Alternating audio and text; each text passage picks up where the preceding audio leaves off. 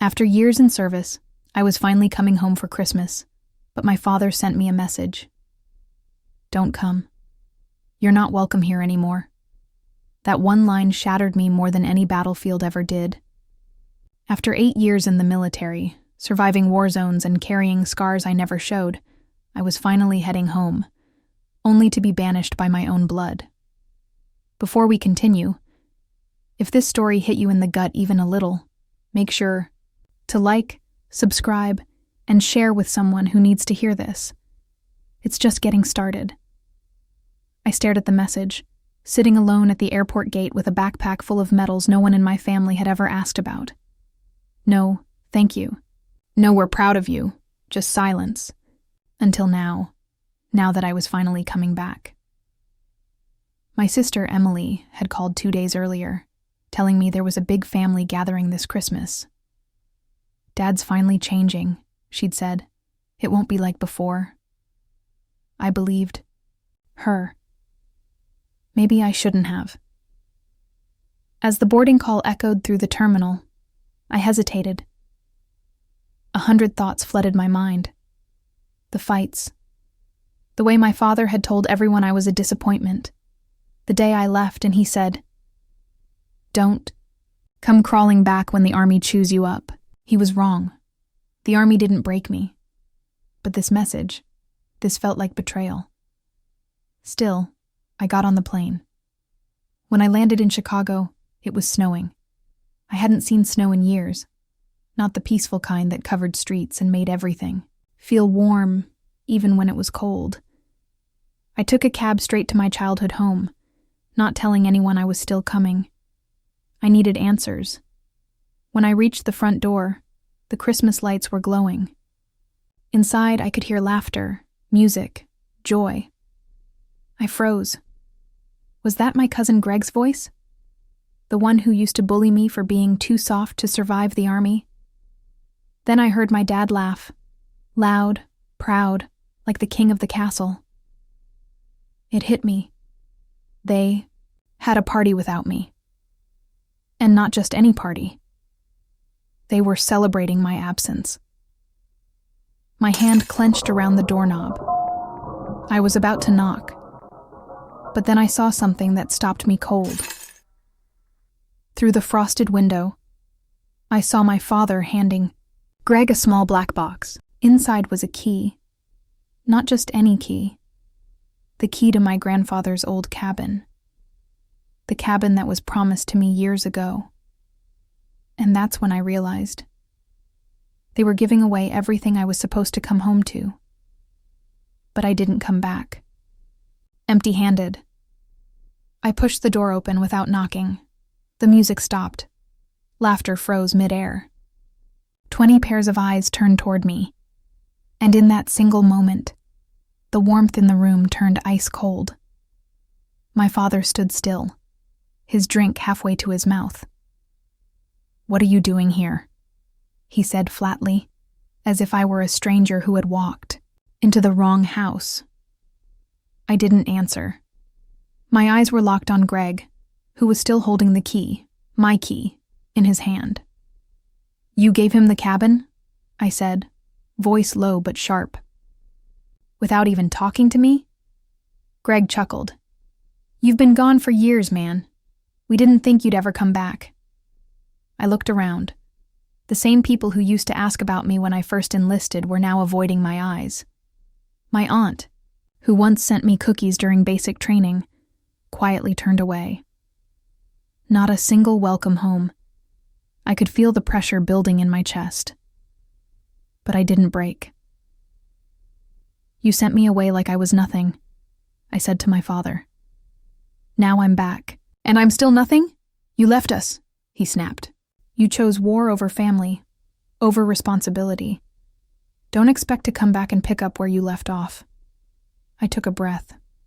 Calm. Controlled. "You're right," I said. "I didn't come back to pick up anything. I came to give something." I pulled out a simple envelope from my jacket, placed it on the table beside the untouched cake. "That's a deed," I said, "to the entire plot of land behind the cabin, 15 acres. I bought it last year. Quietly. Legally. Greg's smirk faded. My father's eyes narrowed. What are you talking about? I used my service bonus. Some smart investments, too. And I didn't need anyone's help. I looked at Greg. That key in your hand won't unlock anything without crossing my land first. Hope you're good at flying drones, because that's the only way you're getting in.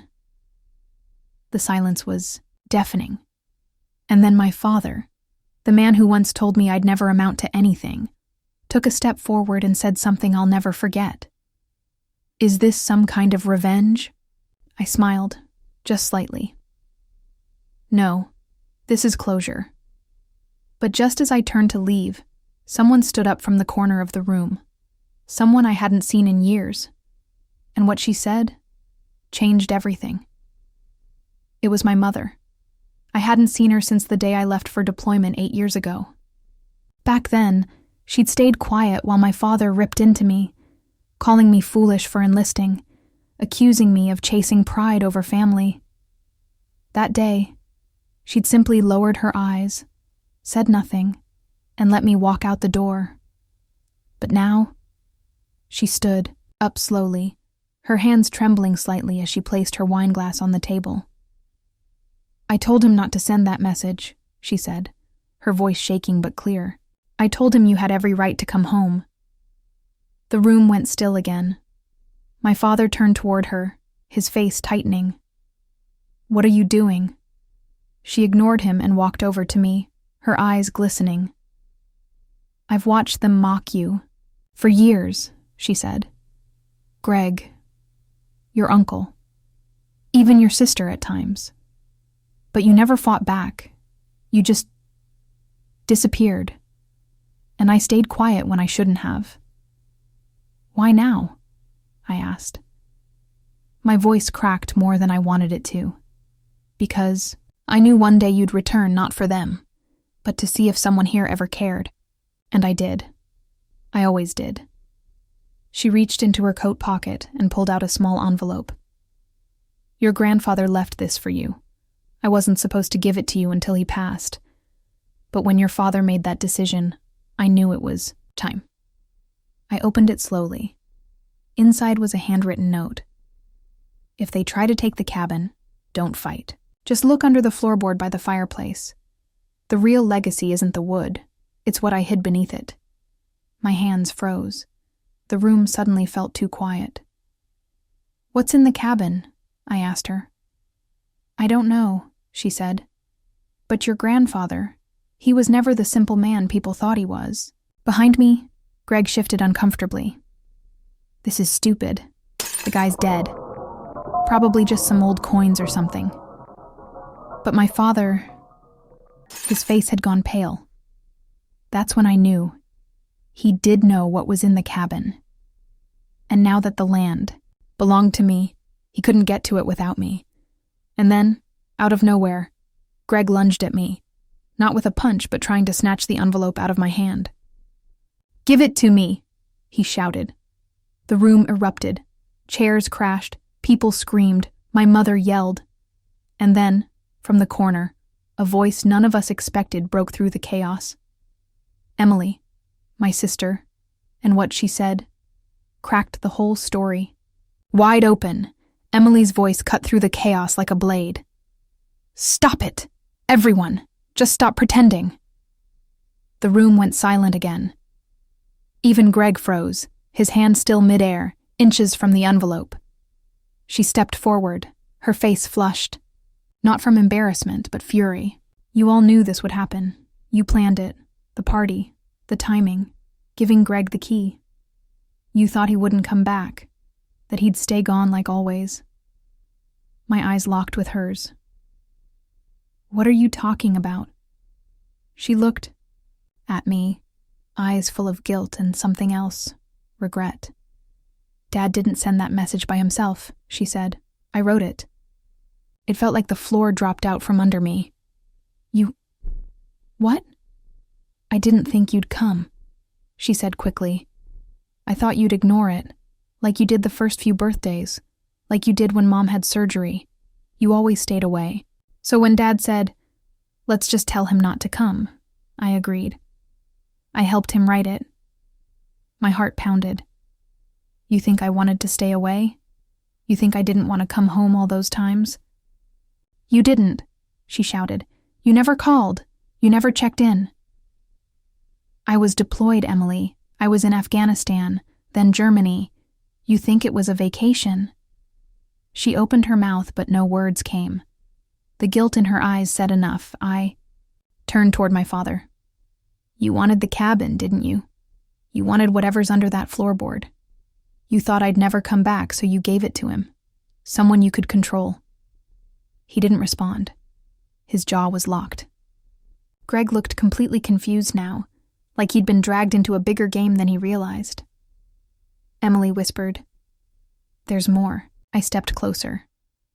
"What do you mean?" She swallowed hard. "There's a reason Grandpa never trusted Dad with the cabin, or the land, or the safe under the floor." "Safe?" She nodded. "Grandpa owned stocks, a lot of them, but he didn't keep them in banks. He didn't trust banks. He used to tell me, 'Paper burns, but secrets stay cold.' I thought he was just being dramatic, but a month before he died, he told me that one day someone in this family would betray." "Blood for money," my mother gasped. My father's eyes darted to the door.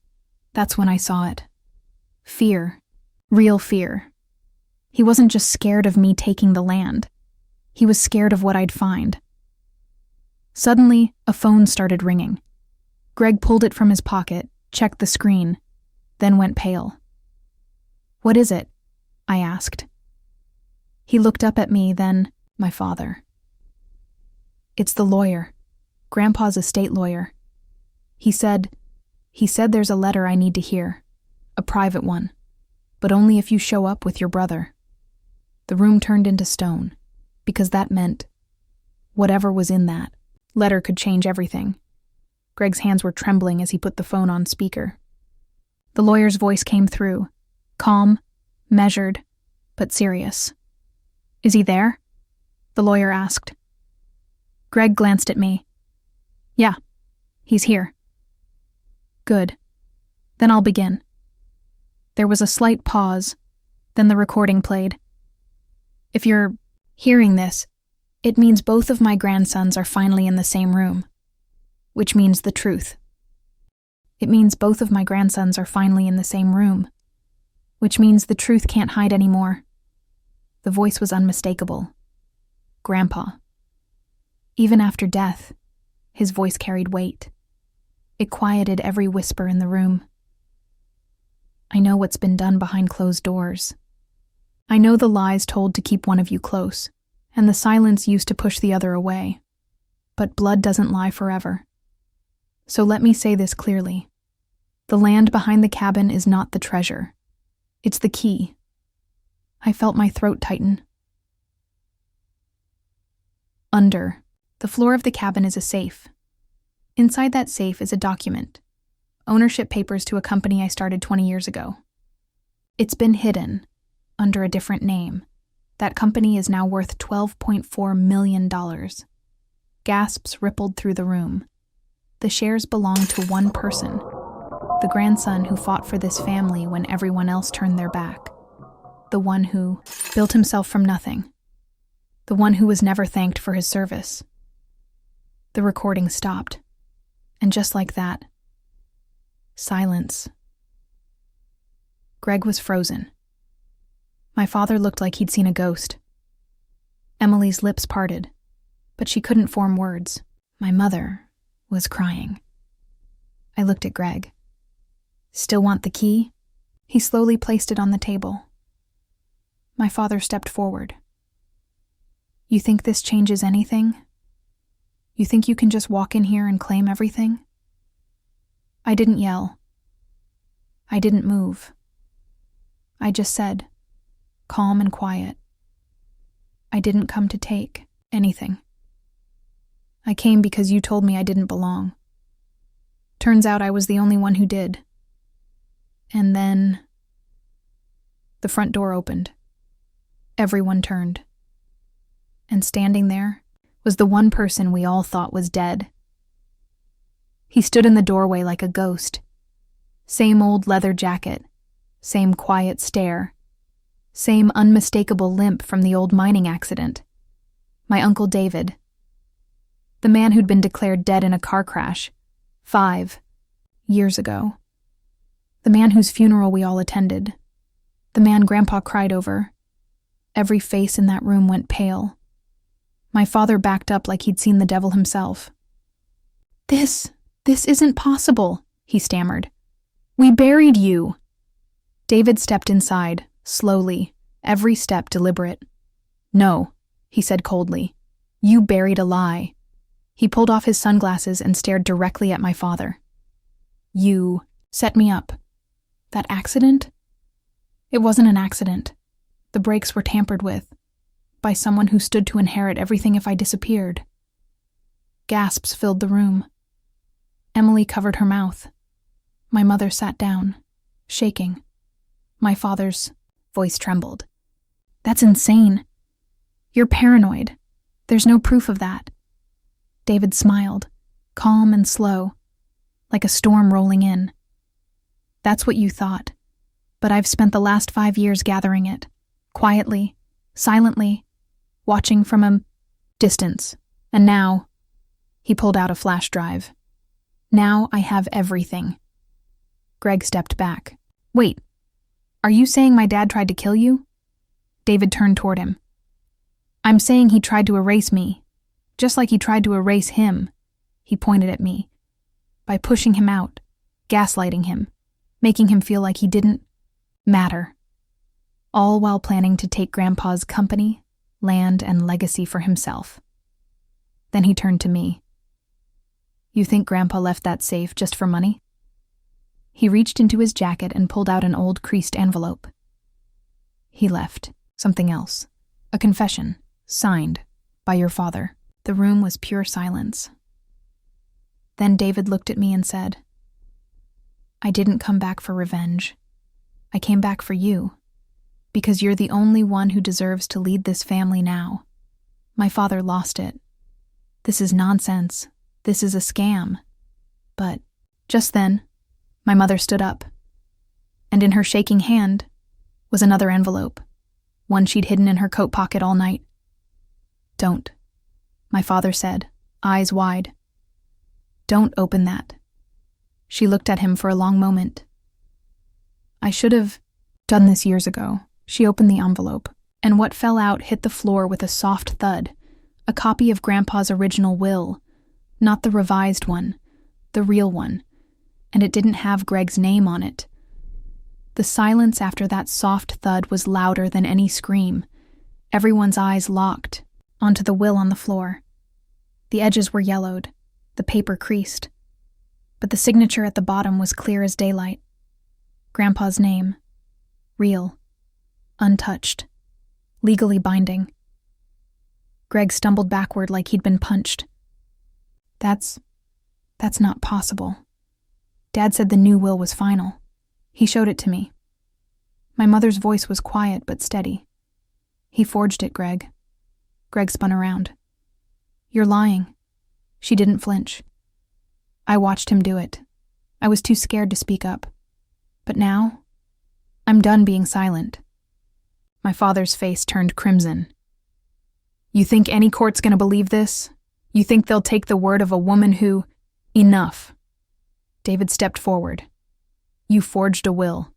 You tried to kill your own brother. You gaslighted your son for a decade. And now that everything's crumbling, you're still trying to lie your way out." I looked at my father, really looked at him. There was no regret in his eyes, just fear. Fear of losing. He lunged forward, snatched the real will off the floor, and started tearing it. But before he could destroy it, Emily grabbed his wrist. "No," she whispered. "No more lies. No more games." She pulled the paper free, stepped back, and handed it to David. And just like that, the room shifted. The power, the fear, it all snapped. Greg sank into a chair, eyes empty. My father didn't move, just stared at the wall like it would swallow him whole. David nodded. I'll take this to the lawyer. They'll verify it.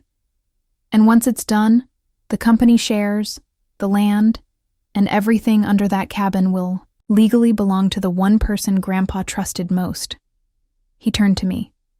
You. I didn't say anything, because I didn't need to. For the first time in years, I felt seen. David handed me the flash drive. Use it however you want. Press charges. Walk away. Build something new. Just promise me one thing. What?